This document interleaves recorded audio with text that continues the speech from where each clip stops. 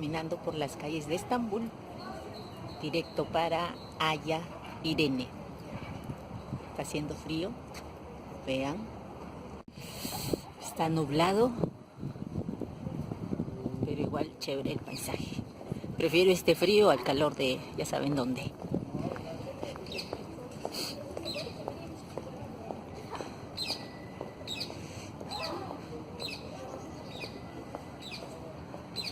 Esta cúpula que ven al medio, al fondo, fue los baños del Hamam de Hürrem.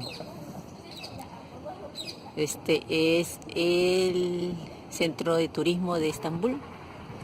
Está la parte posterior de Hagia Sofía. Al fondo está el Palacio de Topkapi.